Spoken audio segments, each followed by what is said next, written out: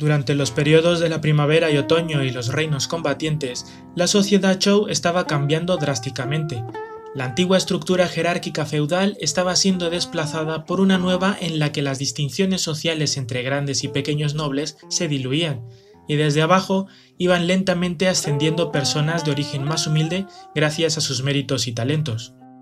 Mientras los pequeños reinos eran depredados por los grandes, las crisis económicas y las fuerzas centrífugas debilitaban a los reinos. Por otro lado, la competencia geopolítica y los conflictos interestatales no hacían más que intensificarse.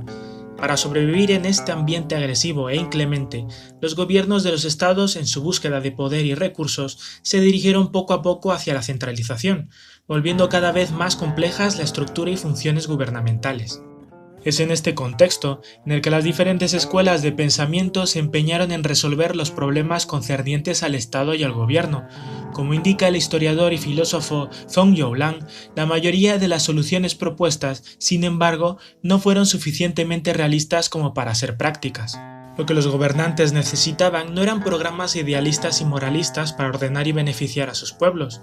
Lo que requerían eran métodos más prácticos y directos para hacer frente a las nuevas situaciones que enfrentaban, y de este modo sobrevivir y ampliar sus dominios sin el impedimento de intereses ajenos. Así, a finales de Zhou, durante los 2 últimos siglos del periodo de los reinos combatientes, una parte de los gobernantes, inicialmente de los reinos periféricos, fue mostrando cada vez mayor interés en los pensadores que debatían y desarrollaban prácticas, teorías políticas, económicas y administrativas, los cuales tenían una perspectiva que hoy podríamos tildar de realista e incluso materialista por un lado y autocrático o absolutista por otro. Estos son los pensadores que de forma convencional en lenguas occidentales se les ha denominado como legalistas o legistas, que de entrada, como advirtió Zhong Youlang, nada tienen que ver con la jurisprudencia. Dichas denominaciones parten de la doxografía de la dinastía Han, cuando el astrólogo e historiador Sima Tan clasificó a los filósofos del periodo Zhou en 6 escuelas o corrientes, colocando a estos maestros del pensamiento político bajo el rótulo de Fa Jia, traducido de forma inexacta como escuela de la ley, de la cual derivan los términos legismo y legalismo.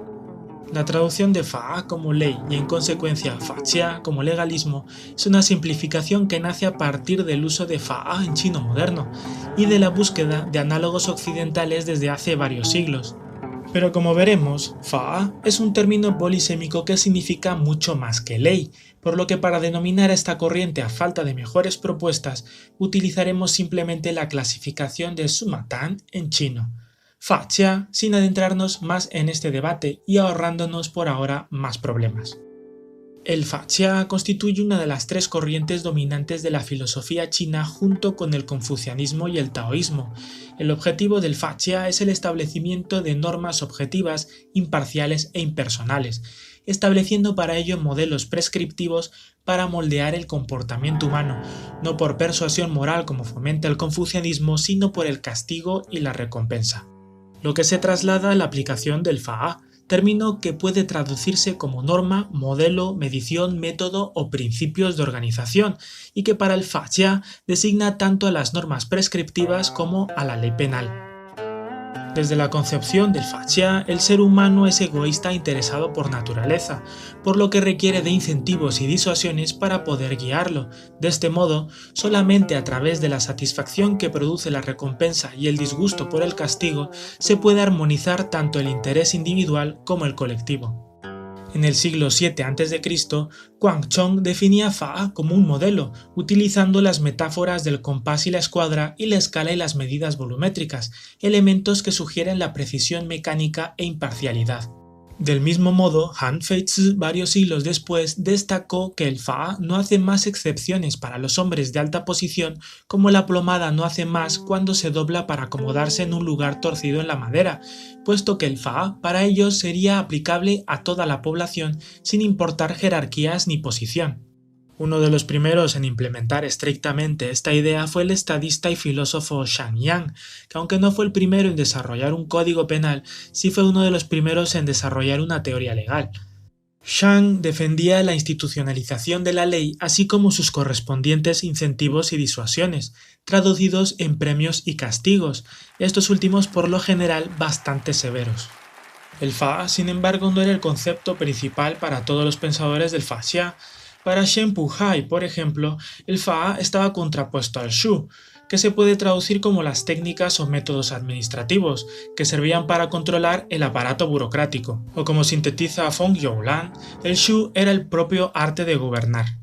Estas técnicas le servían al gobernante para saber qué acciones tomar y cuándo, quién debía ocupar los puestos, si una persona una vez nombrada estaba cumpliendo realmente sus funciones y para mantener a los ministros y funcionarios a raya y que estos no se volvieran un peligro hacia el propio gobernante. La teoría burocrática de Shen Puhai además se basaba exclusivamente en el mérito. Para él, el Shu consistía en escudriñar los logros y capacidades de los individuos y sobre esa base otorgar las recompensas y cargos. Por lo tanto, al igual que el Fa, debía ser una herramienta impersonal y objetiva.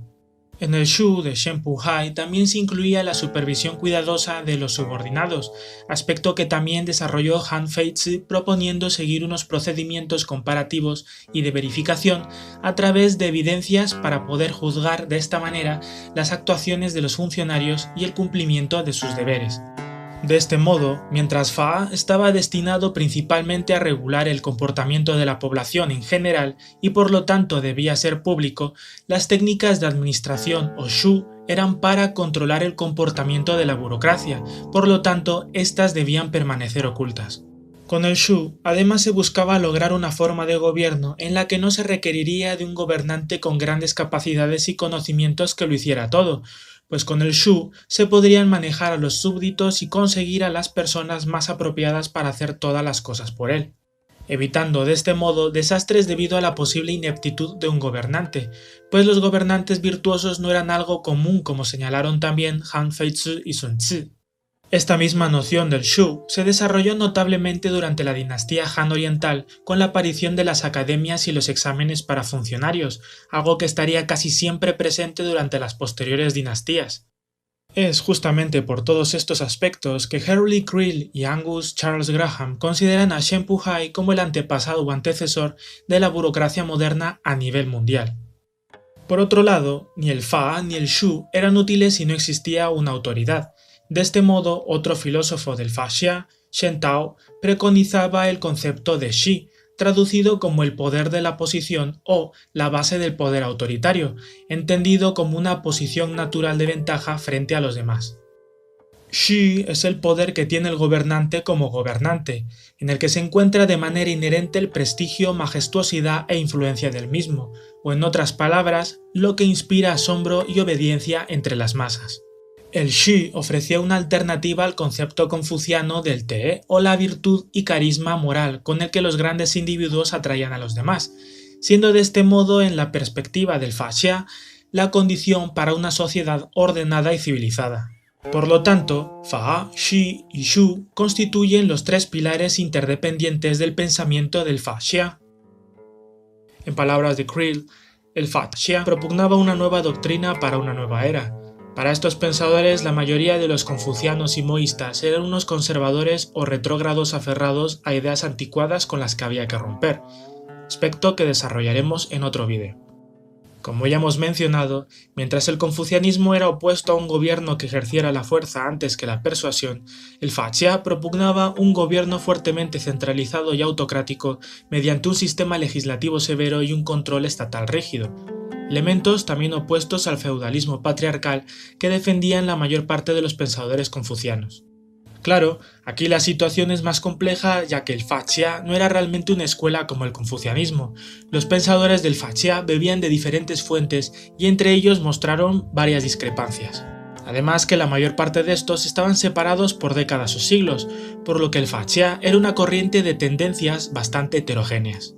De cualquier manera, durante la era de las llamadas 100 escuelas, en la que todas estas corrientes surgen, los conceptos, nociones y creencias partían de los mismos fundamentos culturales, y varias de estas ideas se compartían entre las diferentes corrientes o escuelas. Así, pensadores considerados normalmente como confucianos, como Sun Tzu, de ideas poco ortodoxas para esta escuela, como la de una humanidad maliciosa por naturaleza, fueron influidas por el ambiente intelectual heterogéneo y el contexto de la época, y al mismo tiempo influyeron en el Faxia. Aquí tenemos que tomar en cuenta, por ejemplo, que dos de los adalides clásicos y tardíos del pensamiento Faxia, como Han Feizi y Li Si, fueron alumnos de Sun Tzu. Por esta razón, Creel, entre otros autores, han considerado a Sun Tzu como una especie de puente entre estas dos corrientes filosóficas. Del mismo modo, Han Feizi también encontró en Lao Tzu, el considerado gran maestro del taoísmo, un contexto metafísico para su legalismo, logrando con ello una justificación filosófica mucho más sofisticada para la autocracia que la de pensadores anteriores. Otra diferencia de los pensadores y teóricos del Faxia con los de otras corrientes de pensamiento es que varios de ellos lograron convertirse en asesores de confianza de los gobernantes, y otros pocos llegaron incluso a alcanzar posiciones destacadas de poder en el gobierno, pudiendo de esta manera poner en práctica sus ideas y trascendiendo estas en la historiografía, llegando hasta nuestros días. Durante gran parte de la historia china, a pesar del predominio de la ortodoxia confuciana, como indica Leo Chang, el marco político e institucional del poder centralizado y autocrático ha sido esencialmente el del Faxia.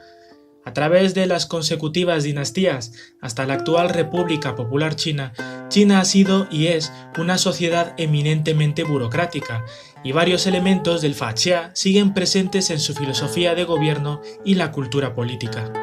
Relacionado con esto, uno de los autores frecuentemente citados en los discursos de Xi Jinping, actual presidente de la República Popular China, es Han Feizi, autor que también citaba en su día Mao Zedong y que además se ha reinterpretado frecuentemente desde una perspectiva marxista y descontextualizada de la época del autor.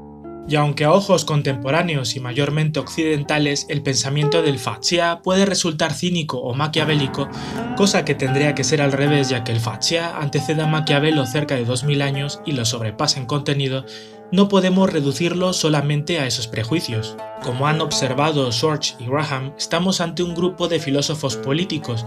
los primeros en China que partieron no de lo que debería ser la sociedad, sino de lo que es, anticipando de esta manera y junto con el Arthashastra indio a las modernas ciencias sociales occidentales, puesto que antes de estas no hubo ningún análogo en el pensamiento político grecorromano. Parafraseando a Schwartz, los pensadores del Faxia en espíritu parecen estar más cerca de ciertos científicos sociales de los siglos XIX y XX, los teóricos de modelos, que del propio Maquiavelo. Pero para no extendernos más por ahora, iremos desarrollando en posteriores vídeos otros aspectos del pensamiento Faxia, como también de manera más específica las ideas y prácticas de algunos de sus mayores exponentes durante la antigüedad.